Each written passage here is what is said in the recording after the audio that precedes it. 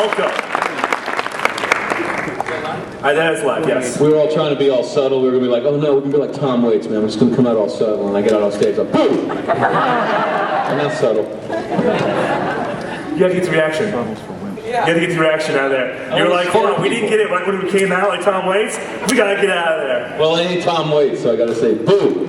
Well, better than Tom Waits, personally. Well, I look better than him. All right, so let's get this started. Now we're going to chat a little bit, and this is the James Marsters panel. If you guys aren't here, you guys should be here anyway, so we're on panel. It's that way, trust me. All right, so, sir, let's get talking. That's the fell down, but well, who cares? All right, so let's talk. You are classically trained, yes? Oh, yeah. I learned everything in college that you never would make money for. Yeah. Me too!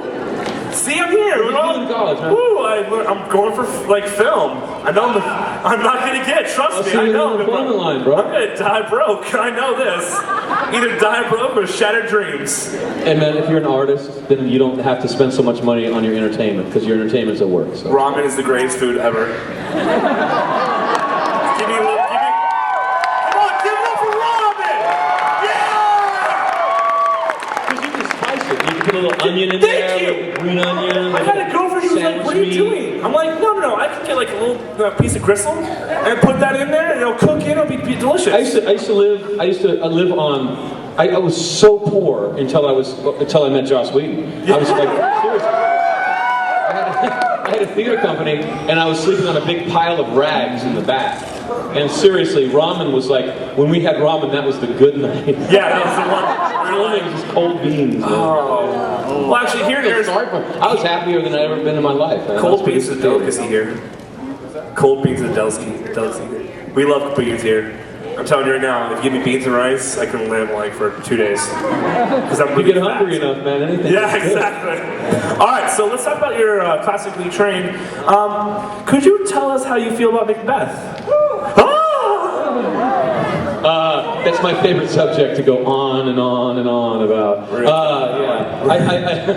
I feel like Macbeth is the one Shakespeare that's never been filmed correctly. I feel like it's very rarely produced correctly. I feel like everyone thinks that there's a curse on the play, but it's only because most of the time it sucks.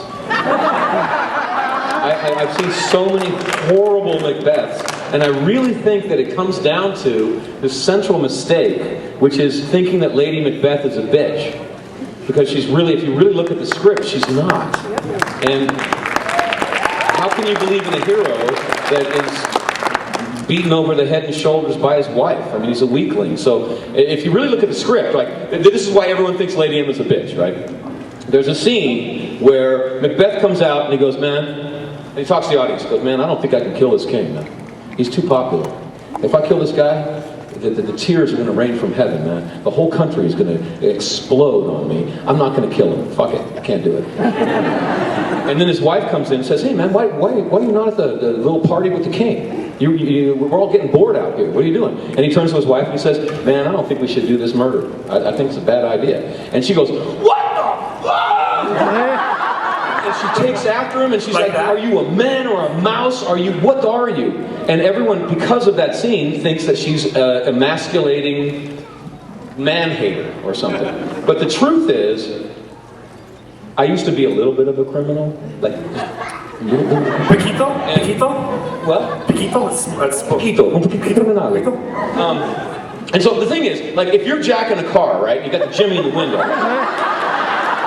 Which Jimmy not admitting anything here. Is it the safe lock? Is it the safe lock Jimmy or the I was so old, I didn't have to deal with that. Oh, man. But like, okay, seriously, if you're underneath the street lamp, and if I was Jimmy, and I got my partner there, right, and I go, you know what, I don't feel too good morally about this.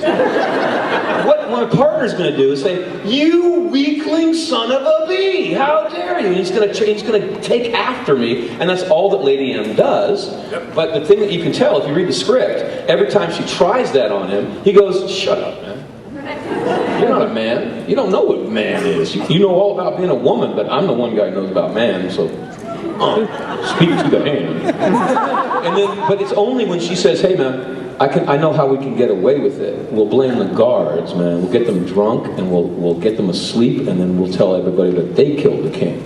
And he turns on a dime and says, baby, you are so sexy. He says, never have a female child because you are so kick-ass, you should only have men. and they go off. And so if you fix that one thing, if you just make Lady Macbeth a beautiful, young, naive queen who thinks that they just commit the murder and forget about it and it'll all be cleaned away if you just don't think about it, which is a big mistake, then everything's going to be okay. She's got a big problem. The problem is she's too naive, but it's not the fact that she's a bad person. But if you, like I did one production of Macbeth and I played all the little parts.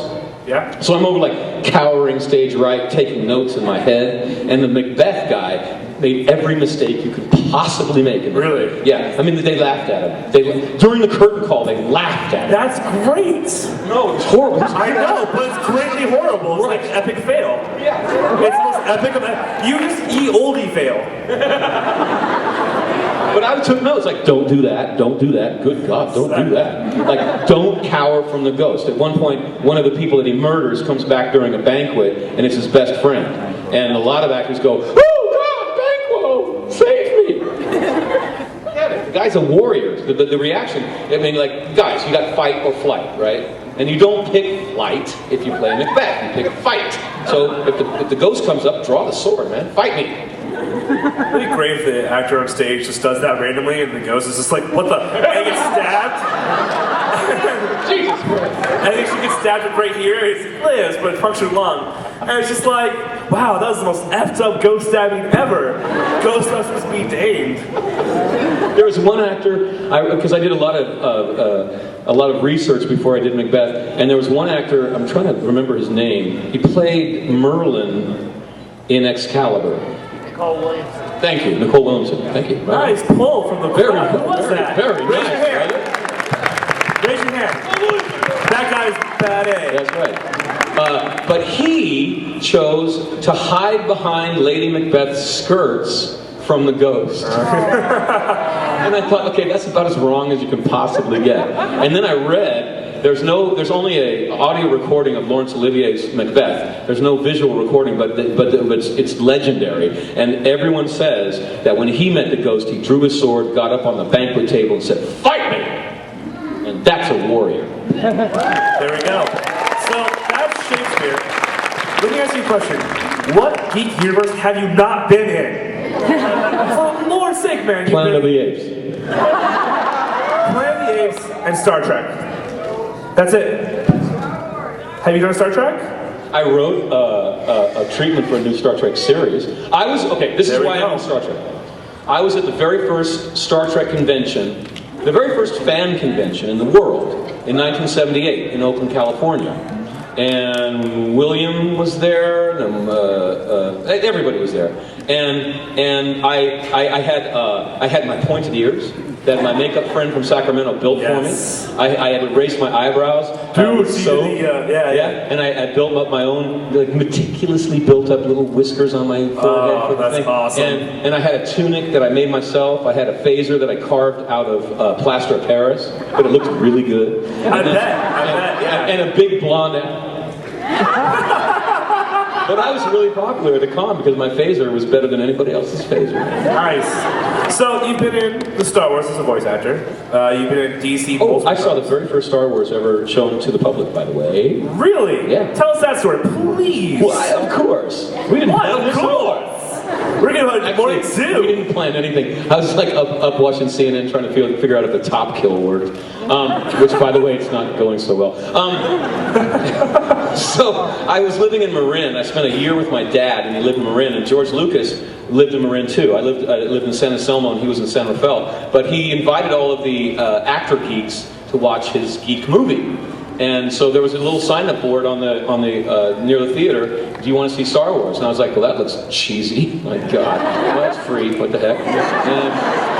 And I took my dad and my brother, and we sat down in San Francisco, and we waited for 3 hours. 3 hours? 3 hours. Nothing happened for 3 hours, and we're just like, let's go get a sandwich. Sounds like episode 1, by the way. I love you, Lucas. If you can see this somewhere, I do love you. Just saying.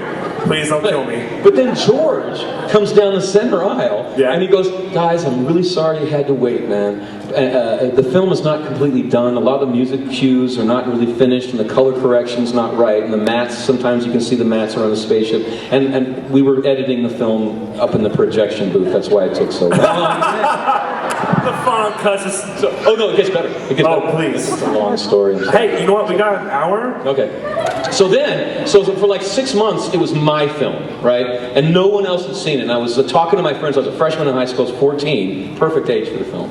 And I'm trying to describe this sensation that I had, and all I could come up with, and then there's this golden droid, man, and this little tiny droid. You don't even know how he goes through the desert like that, but he does, and and they all think that like he's gone insane. He's freaked out on us. And then the movie came out and it hit, but I still felt like it was my movie, right? And George Lucas was the next door neighbor of one of my friends, and I decided that I would write him a letter. So I wrote him a letter saying that, hey man, you're using old myth here.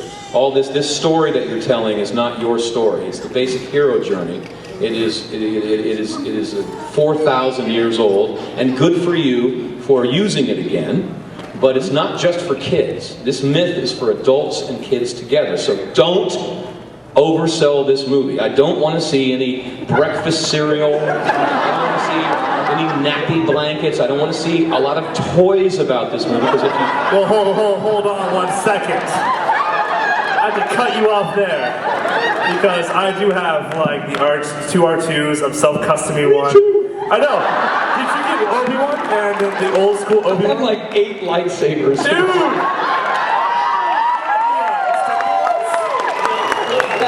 But the best ones are the ones that light up. No, I've got the extendables too. I've got the light up extendables. The best one really though is the non-light up extendable, because it really is a short thing, and you can wear it and it really flips out. And it's only about that long, but you really do feel like you got a lightsaber. Oh yeah. Yeah, no, I got like 8 lightsabers, and all the kids, when I visit my son in Northern California, all the kids from the neighborhood come when we're there, and we all just run around an orchard with lightsabers. Because anyway, so I write this letter saying, don't sell too many toys. Right? And I knock on his door, and he answers the door, at which point my knees go, and I hand him the letter, and then about a month later, his secretary wrote back to me.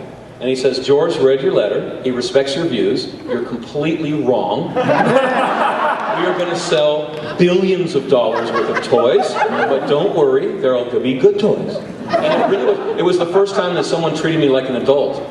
It was really like, dude, you're completely on the wrong track, man, but I respect your opinion, but you're wrong. And now I have every Star Wars toy. Like, my son doesn't even want to see Star Wars anymore. It's like, really? Done. Yeah, because I'm the bigger freak. That's a heartbreaker right there. Yeah, kind of. Let me tell you about those lightsabers, by the way. You know the tips, they're soft, but you flip it, knocks somebody right out. I'll tell you a story backstage later, okay? Okay. Me and you'll talk. No, unfortunately, it involves big people. All right, so we've done Star Wars. You've been in DC, which, by the way, greatest Brainiac character ever. I loved it. I've seen it only second to the animated series because you're so calculating. I loved that. Then you also did Spider-Man with Neil Patrick Harris's Spider-Man and the MTV version. Did you not? Yes. Yes, I did. Yes, I know you did. I had the DVD, and when I saw it, so you name come up, I'm like, what? Who did I play in that? You played Kraven's alter ego. I was a bad guy then. Yeah, you're a bad guy. I like how I'm telling you your own stuff. We're looking for Jessica Frey. Is there a Jessica Frey in here? It's important if you tell me you're Jessica Frey. You win money. Alright, there's no Jessica Frey. Thank you. That was important, trust me, I would not break this. But back to the point here. Battlestar Galactica now. Yeah. My favorite Doctor Who. I met Mary McDonnell, by the way. What? Oh my God, she's so cool. She has like a light around her head, and it comes out of her eyes, and she just, when you sit next to her, you just feel like, oh, that's nice. Are you sure she's not Superwoman? Like, she's dope. No, man, she's just really smart and really kind and gracious. Just really wonderful. Yeah. And of course, the Whedonverse. I'm not going to go in sections. I'm not going to go in sections of the Whedonverse because it's all one. I'm just waiting for the day he makes a comic that all connects together. And it's just like, awesome! Buffy connected to Firefly, connected to Dollhouse. That's great! And then Dr. Horrible still on blocks in there somewhere. The one thing that I can guarantee you is that whatever Joss writes, Spike won't be in it. Yeah. No, this is a good story. This is a good... The thing is that Joss he doesn't like Anne Rice, right? He doesn't want his vampires to sparkle. Nothing against Twilight. But Joss is really specific. He wants vampires to be ugly and hideous and very quickly dead. And so he got talked into the character of Angel by his writing partner. Yeah. Right? And he really was uncomfortable with the idea of making a romantic vampire. It was really against what he was trying to do, but he got talked into it, and then Angel took off, and it was a big hit, and then I came along. And then Joss comes up to me about a month into it and says, I don't care how popular you are going to die. You're dying. The only reason you are here is so we don't devolve into Scooby-Doo. So I could always, Joss would come in and he would write 2 or 3 episodes a year, and then he would direct those. And I always knew if Joss was on the head, I had a week off, man. Yes! Nice. So then you died, you came back, and then now you're you're living in comic books, I believe. Still, you have your own comic book. Yeah, and I still look young, which is really cool. You still look young now. What are you talking about, dude? I like you too. Yeah, see? I gotta be like, hey, I'm gonna be at the concert later, so I'm gonna be like, what up? No. All right, no. So my girlfriend will scratch your eyes out. No, not like that. Not like that. No. More like, hey, do you got beer? All right, so we got Whedon. I'm missing one, and I had a list. So if anyone can remember any other verse that he's been in, Andromeda. What? Andromeda. Oh yeah. Yeah, I saw that episode. It freaks me out too. Kevin Sorbo was a good guy. I gotta say. I bet. But they dressed me in purple, so I was like, Yeah. I'm out. You don't like the purple? No, didn't like that. So you're a big Go-Go Bardello fan, where it's like, stop wearing purple, wearing black. Nice. Well, black is very slimming, you know. Purple. Yeah. Leather's also very slimming. All right, so we want to talk about any projects that are coming up? I've got Caprica, which is Yeah,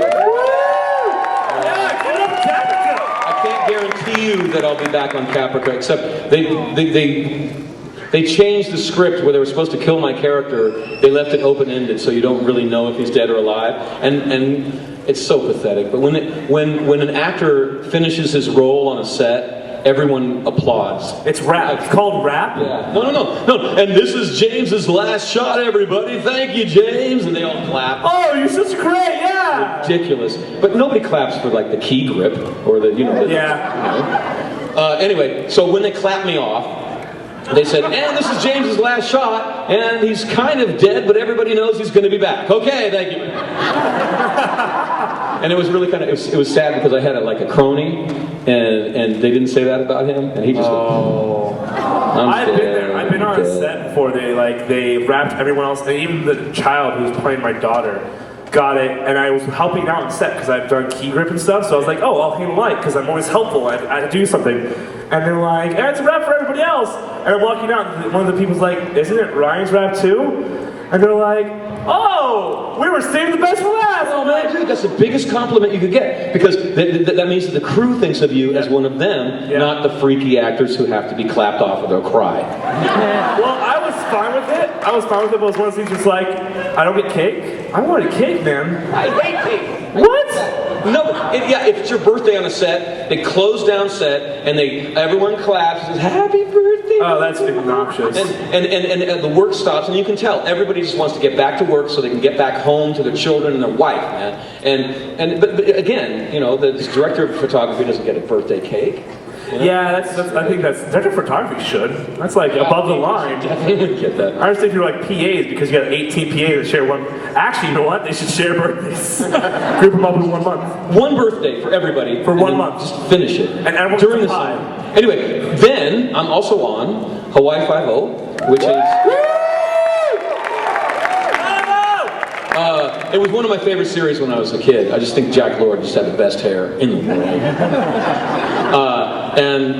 It's a remake. The original, the guy who created 24 is producing it. Oh wow! It is. It's the series that the network put all of its money and all of its best crew and all the good people on it. It's the one that they absolutely want to hit. And the pilot apparently is testing at 90%, which is higher, which means that 90% of people who see it want to watch the show regularly, and that's higher than CBS has ever had in the history of the network. Okay, so CBS, are we going to see that in the fall, maybe? Yeah. Fall lineup? The cool thing is the lead, Alex, is a certified stuntman in Australia. And I do a lot of my own stunts too, right? So he's like, we're driving the set for the big final fight, right? And he's like, man, I don't get any respect. I keep telling this stunt crew. The stunt crew was the same, they're the top. They're the people that do the Bourne Identity movies, right? So they're kind of cocky. And they're telling Alex, like, don't worry, we'll take care of you. You will only have to do a few moves at a time. Wait, and Alex is like, what's that? Were they European? Are they European? No, they're all Americans. And so Alex is in the van going, man, I don't get no respect, man. I'm a stunt man, and they think I'm made of cake or something. and I'm saying, no, Alex, this is the very beginning, man. It's a relationship. They don't know us yet. They'll learn about us. We'll be cool. And we get on set, and sure enough, they're like, don't you worry, everything's gonna be okay. And then we do one take, and it goes great. And the two stunt guys just kind of, their shoulders kind of slump, and they go, sit down. And I think the stuntman got in for one take on the final fight. Wow. And so the next day I was in the transpo van going to set, and the main producer is in the back seat, and he's on the phone to network, and he's going, did you see the fight? Did you see the fight? No, you have to watch all of it. It is awesome. It was I didn't say anything to anybody. I was like, one camera? Huh? One camera shoot? Yeah. Wow, in one take? Well, no. I mean, like the first take. I mean, it was probably 5 to 7 moves. Dude, yeah. You see a fight that you really believe. That is magic. Because basically the actors have to account for not one person watching, not one camera, and sell a hit for one angle. They have to account for you and you. We hate you, by the way. Most of rehearsal for fights has to account for that seat right there, and also you have the nap to deal with on stage, which means that when you hit a guy, it has to have a sound. So when you hit a guy on stage, you go like this. Yeah. Grab them. There's all these art, and some naps are like really jealously guarded, like little secrets. Like I saw a guy get hit in the head with a baseball bat at Steppenwolf, and I still can't figure out the nap. It almost made me throw up. It was so realistic, it was so beautiful. And I started a theater company, and they liked my theater company. I was kind of like a little stepchild, but they would never tell me about the nap. Now, was it a wooden bat or metal bat? Yeah, what? Was it wooden bat or metal bat? Wooden. It was wooden. Really? Because I know how to do a metal bat. You cut it open, you re-weld it, so when you swing it, when you do the full swing, it goes boom, right on the bottom of it. Oh yeah, I've done some stage fighting. Wait a minute, you do a full contact bat? No, I don't make contact, but when you make contact with an actual person, it goes like, so you go like this, so you go like this, you go light, and it looks like it's real, and it goes boom! Ah! That's like a slapstick. It's really great, yeah. Yeah, it's really hard to weld it too, especially when you're sitting there for 12 hours and your eyes are burning because you forgot your glasses. And it needs to be done tomorrow morning, and you're like, F it. You got potato peels in your eyes, and you're just like, ah. All right, so I think that's all my questions. Actually, you know what? No, your music. Can you tell us about your writing process? Because I heard your sound check, and it sounds great. And I actually have some music, so I'm just saying, what's your writing process? I got no process at all, man. Rock on! Next question! No, really, if I'm well rested, if I have a week of being well rested, which is almost never, then the songs tend to come up, but I can't just sit down and decide to write a song. Like I'll usually just start humming something, and then I have to go find the chords, and then it all starts. But it's just whenever it happens. Now, are you one of those people who's like, I only do sketches or sketchbooks, or are you just typing away? No, it's all by instinct. It's like I don't even really write it down Nice. until much later. So you're a Quentin Tarantino kind of person who's just like, I'm on a plane when I'm like, I got the movie done. Now let me write it. Yeah. It's like, really, dude? It's called the brain. You know, you got memory. You know? I got a little problem with memory then. The booze has really affected me. Because I'm sitting there, I'm like, I think of great dialogue, and like 2 minutes later, I'm like, oh, what was that dialogue? Oh! All right, let's open for questions. You're on the honor system. I will run down there if it's inappropriate. No, I'm kidding. Let's go ahead and do it. You can ask anything you want, guys. Just Any remember, question you want. I won't necessarily answer any question, but you can try. Hi, James. Hello. First of all, congratulations on your engagement. Thank you. I have my own ring. I was talking to my manager and I was like, man, why don't I get a ring? I'm all sweating over finding the right ring and everything. She should give me a ring too. To go to Germany, sure enough. Boom, she got Boom. it. Yeah. You get your bling? Let me see. Ah, it's nice. Right. Silver? No, yeah, it's not really blingy, but that's kind of me. It's sparkling. I'm so blingy. Yeah. It's your shiny shoes. Cool shoes though, thank you. I really, really enjoyed Barnabas on Caprica. I thought it was really great. I know about the method process and you create your little sandlot. I wanted to know what your process specifically for Barnabas was. How you see him, how you know, as your character, and what you think about his philosophy and the world they've created for him. He's the dirtiest character I've ever played. They literally rubbed about a pound of dirt on me during the filming. Yeah, he's a really violent character. He's a really manipulative character. He's a really bad person. And so you have to find the love. You have to... I feel like if you find the love in any scene or any character, then you get the main vein of gold. And so I spent most of the time between takes praying, actually. Praying for the world, praying for peace, praying for my brother, praying for my mother, praying for anybody I knew, even though I'm not really sure God is out there. To have that, I don't know, that strong sense that you're right, that surety. To tell you the truth, I mean, there's a lot about Barnabas that I agree with, because Barnabas is living in ancient Rome. And he's watching people go to the Colosseum and eat each other alive. And he's basically saying, man, this is wrong. This society has no mooring. There's no philosophy behind it that says this is right and this is wrong. And if you do wrong, you're going to pay for it. And because the world of Caprica is very much like the Roman world, with a pantheon of gods and no encoded moral system. So he decides we need a moral system. We need one God who says, man, if you pee in the pool, I'm going to kick you out. Right? And so it really devolves to and I can see I can see the point, and I can even say that's a very valid point, actually. The difference is between Barnabas and me is I am in the middle of a peaceful revolution as an artist, so I'm revolting with my songs and my acting or what I write or whatever, and he's in the middle of a violent revolution. So it's kind of a small difference, really. That was very serious. Yeah, you kind of brought the lightheartedness down.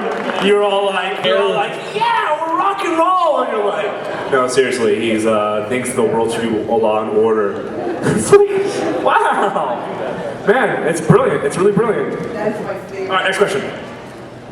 I enjoy so much seeing you on stage doing theatrical performances, and I'm looking forward to She Stoops to Conquer in a few weeks in LA when you do that. I have a question that Stephen wanted me to ask you. Oh, no. No, that's great.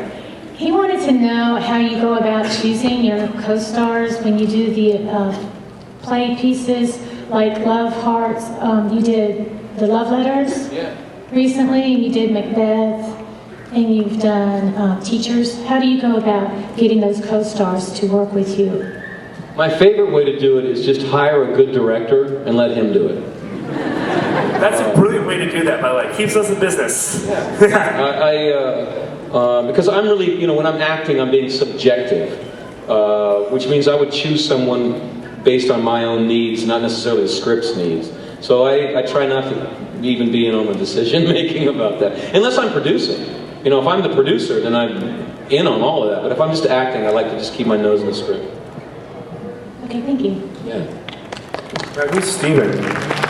Steven is a maniac.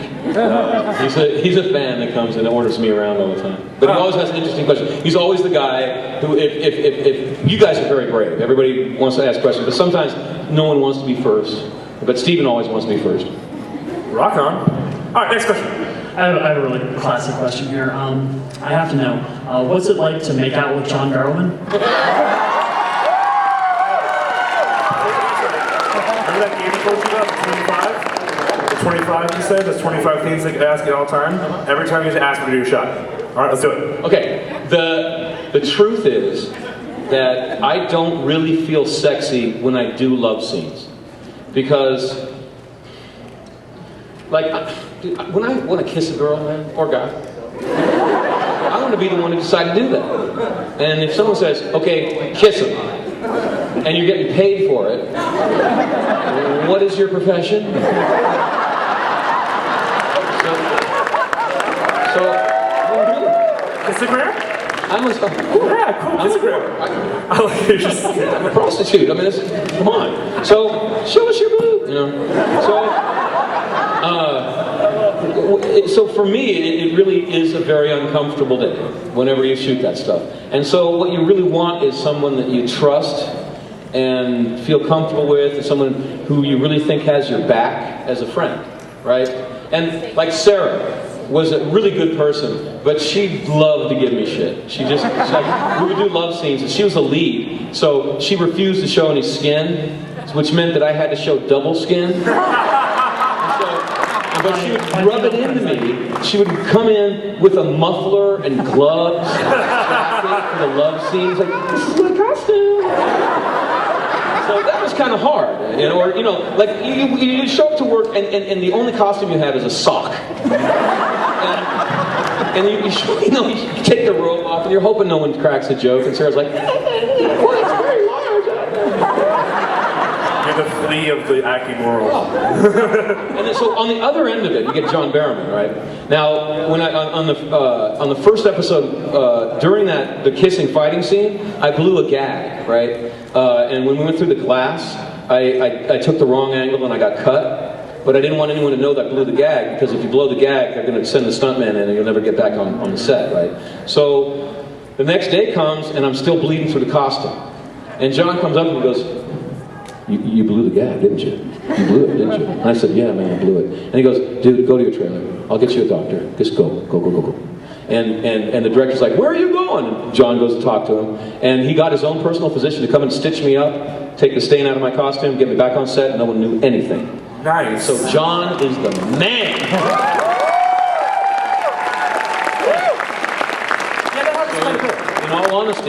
In all honesty, I'd rather kiss John than anybody else I've ever kissed, because I trust that guy. Very good. All right, Sailor But Moon. Sarah does have nice lips. Okay. Hello. I wanted to know which cast was more fun to work with, Angel or Buffy? Is that one of those questions? Okay. I would say Angel. For no other real reason. The real reason was that the cast of Angel was about 10 years older than the cast of Buffy on average. And we were old enough to realize how lucky we were. There's something that happens to actors when they get famous. Actors usually come from broken households and hard childhoods. And they come with a lot of baggage. And they all have this assumption that when I make it, when I become famous and rich, all of my problems are going to dissolve. And I will finally be happy, right? And then they get on a TV show and they get money and they get fame and none of their problems go away and they go insane. And they realize there's nothing from the outside that's going to make me happy. And because I went through this myself. And you really start to lose your moorings a little bit. And it takes someone older than 30 to kind of hang on to the center of yourself through that. And nothing against the cast of Buffy, but they were just too young for the amount of fame that they got. And there was just too much whining.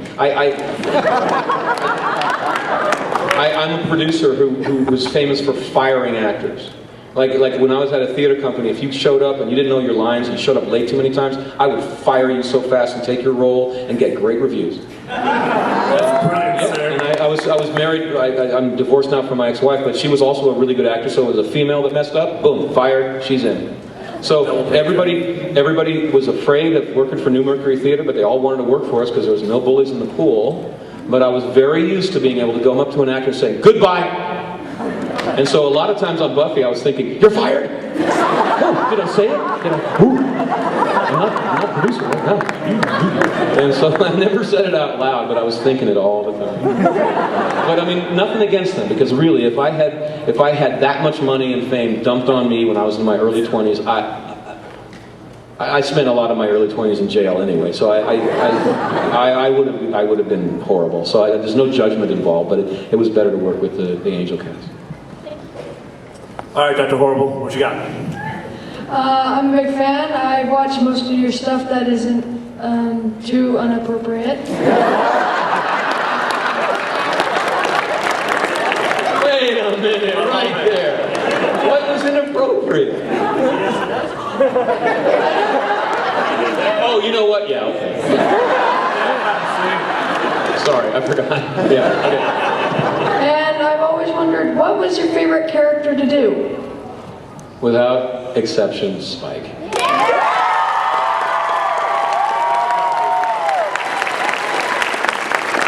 He was, see, Joss didn't realize what he was doing, but like I said before, he was very uncomfortable with the character being popular. So he wrote a series about outcasts and nerds and people that weren't popular in school. But, yeah, exactly, which is all of us, really. Definitely. Yeah, hell yeah, we rule the world. But without realizing it, he created me as the outcast of the outcasts. That I was the one that was so nerdy that even the nerds wouldn't talk to him. So he wrote a series that spoke to anyone that feels like an outcast, but he created me as the uber outcast without even realizing it. And I think to some extent that's why the character worked as well as it did. Thanks. Okay. Next question. So I was wondering, how do you get into the role of being like the big badass, like Bart, like the guy in Capca? I'm sorry, brain fart. Barnabas, yeah. You know, where he's standing up there and just talking like normally with barbed wire in his arm. Or then you got Captain Hart, who's got 2 guns and a katana and swaggering everywhere. Well, okay, this is the sick truth. I have to admit something. When you beat somebody up, it feels really good. Why is that hard to admit? That's Well, because I'm a dad now, and I'm like, I'm older, and I haven't hurt anybody in a long time, and I'm not that proud of stuff like that. Mine's still young, sir. You never know. But, I mean, the truth is, as a human animal, it just feels wonderful to dominate someone like that. It's not necessarily good, but it feels good. And so, really, you just have to let yourself not feel guilty about it and just enjoy hurting people. But I mean, the key is to have fun. And it sounds sick. It sounds really sick, but the audience loves it, so. Thank you. You're welcome, man. All right, next. Okay. I hope this question makes sense, but throughout Buffy, I saw that you were really in love with her. And even without the soul and after the soul, you were still all in love with her. But after you went on to Angel and you got your body back and you weren't a ghost anymore, you went with Harmony and, something. And No, I went with Harmony on Buffy, too. I know, but you didn't have a soul then. And I just kind of thought that was You can't blame him, man, because he doesn't have a soul. No, Come on. That's not like it's the ultimate excuse. I didn't mean it, man. I didn't have a soul. I have a soul now. I thought it was really out of character for Soul Spike, and I just wanted to know, how you view that. Do you get what I'm trying to say? No, because he got his heart broken by Buffy. I know, but he's still... And so he picked somebody that looked like Buffy that he could abuse. I caught that right away, actually. I mean, poor Harmony, man. There's this one shot when she was crying and saying, "This is so mean to me." I saw that shot, I was like, they're gonna hate me now. Dude, poor Harmony, have you read the comics at all? No. Dude, she's come back with a vengeance. Yes! Like, ethically, I'll show you the book, it's awesome. Okay, thank you. Alright, thank you. Alright, what is it, Indigo Lantern? Yeah, Yes! Indigo. There you go. Okay, so that was a major spoiler. And so I know every actor has like major meltdowns like on stage that they have to work into something. Like, what was the one you remember most that you had to work with? There's something that someone else did. Oh.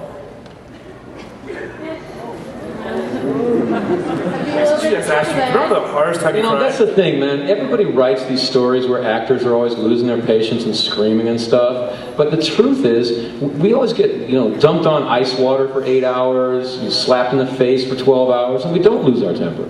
And the whole crew goes, I don't know how you can stand that, man. Forget it.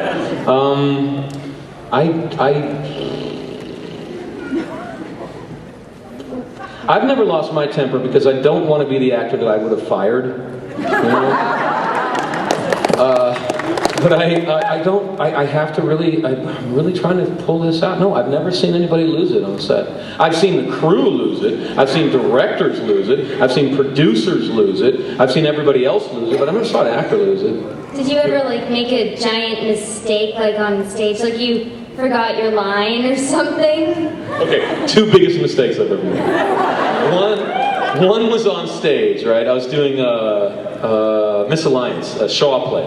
And Rick Tudor is a major actor in Seattle, really good guy, standing out on the stage, delivering his dialogue. And I'm supposed to come and talk to him, and I go up. So I come down and talk to him, and I look at him like, save me, save me. I just went up, and he just goes, you're on your own, brother. Oh yeah, because I was the young actor, and he's the older actor. He's like, you saved yourself, bro. This is the ice. You skate. That was horrible. They're supposed to really train you in acting 101. If the person messes the line, what? Are you like? You can't just come up with something witty. They teach you improv for a reason. That's horrible. It's like you better dig yourself out of this hole or go back to wherever you were before you decided to be an actor, bro. This is the time. That was, oh my God, I'll never forgive him. The other huge mistake I made was on the set of Buffy, right? And I had just become a regular on the show, and we were shooting, and it was a sorority house scene, and there were all of these other people, like 50 other teenage people, staring at us, and Sarah's going, just you remember, this is my show, not yours, mine. It is not Spike's show, it is the Buffy show, not yours, mine. And I went like this, not yet.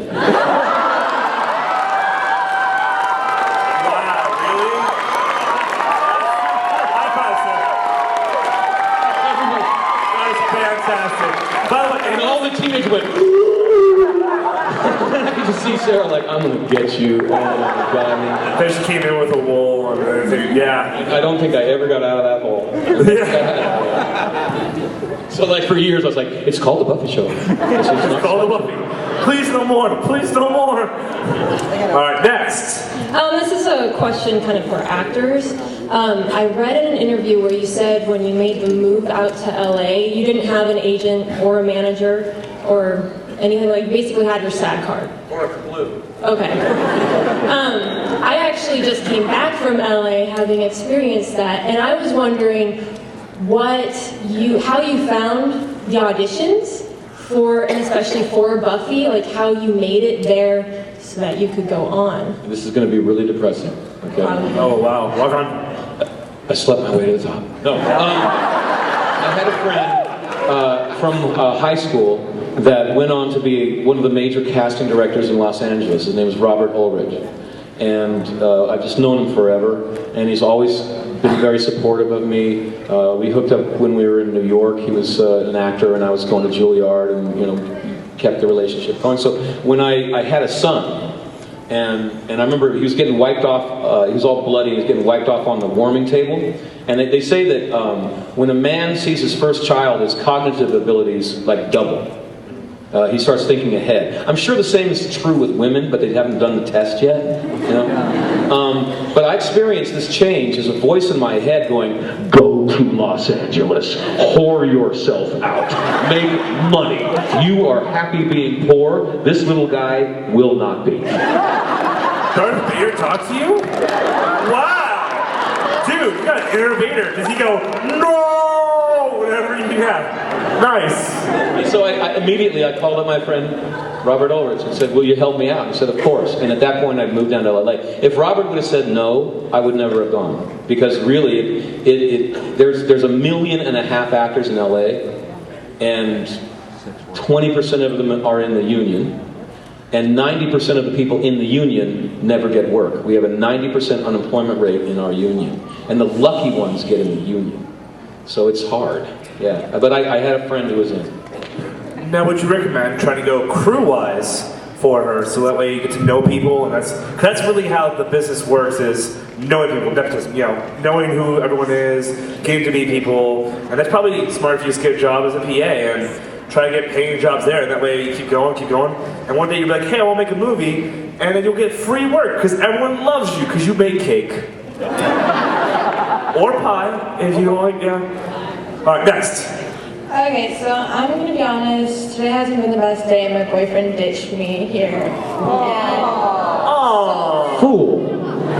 And he promised that he would be with me all day today, and then he left me, so...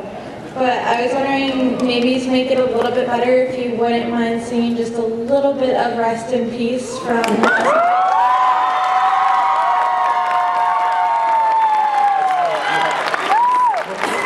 Okay. For you. Thank you. Won't you rest in peace? Won't you let me get some sleep? I don't remember more than that.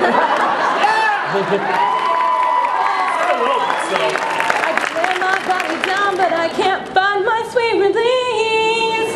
So let me rest in peace.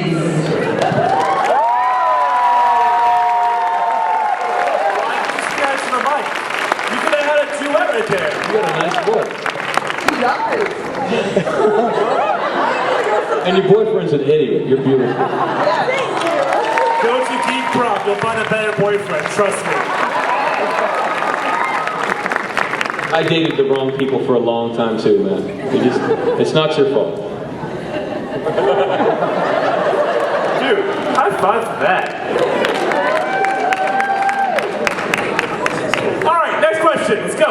Well, she kind of stole my idea, but hey. Sorry, I'm getting over laryngitis.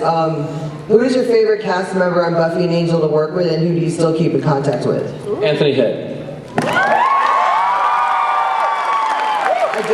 Yeah, we were the two old men. Amber, right? We were the two old men on the set. So we were like... But you guys are so hot.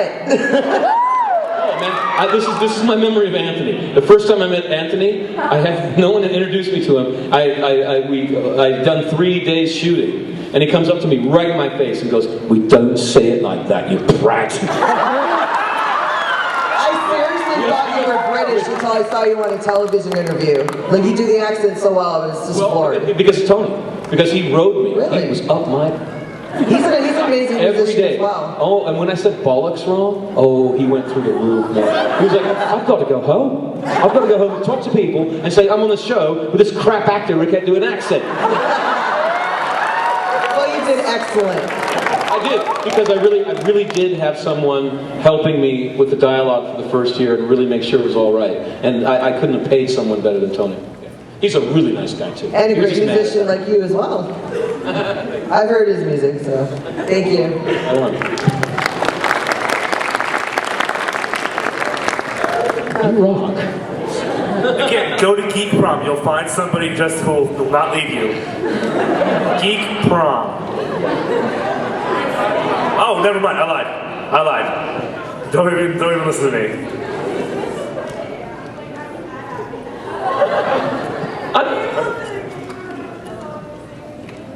See, it's amazing because I'm a dad of a 13 and a 14-year-old, so most of what I hear is, "You never give me anything. You always let me down. No, all day." And then I come here and you're so nice.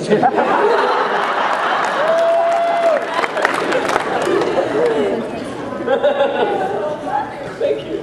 I think we got time for 3 more questions. I'm sorry, guys. But you guys can also see him play tonight. Yes. And if you don't have your tickets, seriously, buy your tickets. It's a phenomenal show. It's going to be great. So let's get these last 3 questions. If we go quick, we might have more, okay? No one has ever asked for their money back when I sing.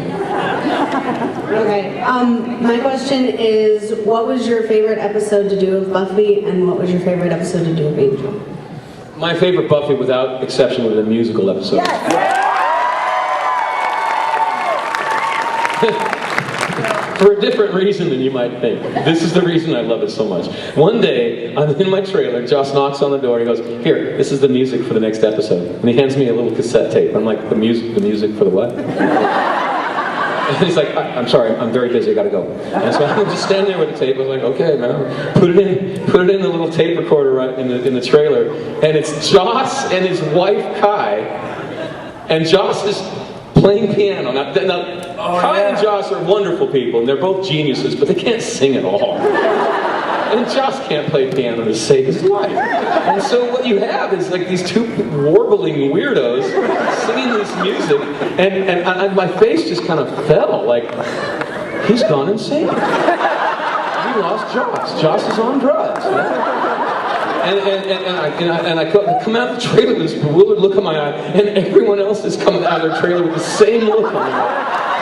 They're all just doing this. And we go to Joss and we say, "What the hell?" And he's like, "We are going to do a musical episode. You're absolutely going to do it." And then a lot of it, like Tony and I, were already singing publicly. So we were like, well, you know, okay. But the rest of the people felt like they were being asked to like juggle chainsaws or something. Like, you're going to ruin my career. Like, I didn't sign up to be a musical actor. I'm a dramatic actor, and you're going to make me do something that I can't do in front of millions of people, and you're going to ruin my life. It would have been true. And everyone begged Joss to get out of it. Everyone went down on their knees, except for Tony and I, and tried to get out of it, and screamed and cried and everything, and Joss said, "Nope, you're absolutely going to do this." And at some point, the whole cast kind of realized they weren't going to get out of it, and then they all just turned on a dime and all hired vocal coaches and started rehearsing and stretching out and getting ready for it, and still thinking that it was all going to be bust. And when we were filming the first 3 days, everybody had their head down, like, my career's over. And then Joss, the first scene that was cuttable was the Xander dance sequence with Emma. And so he goes, guys, come over here. And he had a little TV on the set, and he pressed play, and we saw the scene, and all of a sudden we realized it was going to be fucking great. And so we went from the depths of depression to the heights of triumph. But because nobody wimped out, everybody knuckled under and really worked, and I've never been more proud of the Buffy cast in that performance, because I think that everybody really manned up or womaned up and did the thing. And no one won more than Sarah. You know, Sarah had the most to lose, and she had the most to do, and she hired 3 vocal coaches. Yeah. She's so disciplined. It's just scary. My favorite Angel, again, would be when I kicked Angel's ass in the theater. But for a different reason than you might think. The reason that was my favorite was that David's a good guy, and he was having knee problems, and he was going to be going into surgery to fix the knee problem, so he couldn't twist, right? And it was a complex fight. And they were pressuring him to twist and do all these moves that he couldn't do, and he just kept being very patient, just going, "No, I can't do that. My doctor says that I'll be in a wheelchair if I do that. No, I can't do that." And you know, but he never gave up, and he was there the whole time, and he didn't go home early. He didn't send a stunt guy in, and he did it himself, even though he was in incredible pain the whole time. So I just, whenever I see that, I'm like, David, boom. Thank you.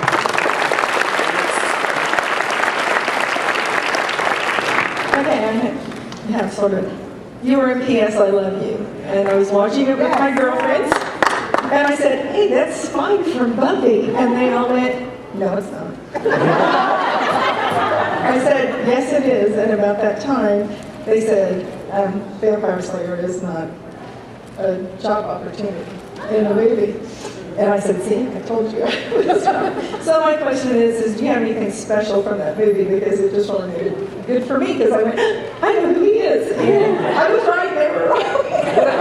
what I take away from that experience was this theory that I had, which was that if you get to the very top levels of any profession, you find pretty good, cool people. Because if they have any social problems or if they lose their temper too often, they won't get to the top. And really, I think that's probably, I was amongst more A-list actors than I've ever been before on that. And everybody was brilliantly cool. Like Kathy Bates is like 78 years old or something. She had 102 temperature, right?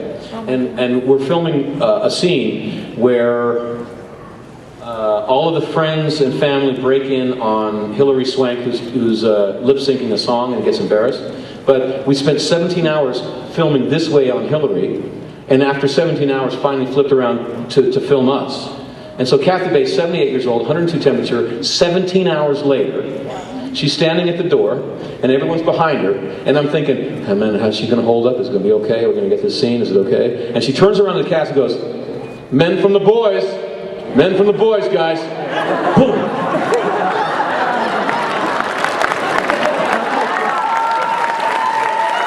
I'm in love with her. And plus, she really liked my video game. Like, I had my PSP. She's like, oh, this is wonderful. Like, Jerry Butler, great guy. Used to be a lawyer, really intelligent. A lawyer? Yeah. And Hilary Swank, I used to think I was this cool. I used to think I was the coolest, like, not cool like cool, but just like, hey, chill, and you throw mud on me, I'm okay, you can do whatever you need. Hillary taught me that I was not as cool as I thought I was, because I'm not as cool as Hillary. Like, there was one scene where Jerry was like doing a striptease for her, and like he's got his suspenders on, right? And the suspender got caught on a set piece, and he decided to try to save the take. So he stretched extra hard on the suspenders, and the suspenders broke, and the metal clamp, with the teeth like that, just went right at Hillary's face. Planted in her forehead. Stuck in. They had to take it out of her forehead. She had these perfect little jaws in her forehead. And I saw her the next day, she had a big old bandage. She's like, well, I guess I get to be a character actor after all. And then that's you are not a diva, are you? Yeah. So really the takeaway for me was that all the stuff you hear about all the big actors being weirdos, it's not true. It's just good press. Seriously, man. Seriously. They would not get to the level that they were at. No one would risk $80 million on them not losing their temper if they ever lost their temper. So like you hear about, what's the guy that threw the phone in London? Which one? Russell Crowe. Christian Bale, Russell Crowe. I know, but Russell Crowe now, have you ever stayed in an English hotel? Really, I have come so close in an English hotel, so I forgive him for that. Okay, unfortunately we've passed our time, so I know. Quick question, okay? Alright, so basically the way that you developed such a good accent was basically by listening to your linguist coach or something, right? Yeah, just not wanting Tony to hit me in the head. You shitting on that. Not wanting Tony to hit him in the head. Ow! Yeah, because Tony sounds like Spike in real life. He doesn't sound so plummy in real life. He goes, hey, lad, we don't say it like that, do we? You did a really good job of the accent, going back and forth. Good job. All right, thank you guys. Love you guys. Thank you.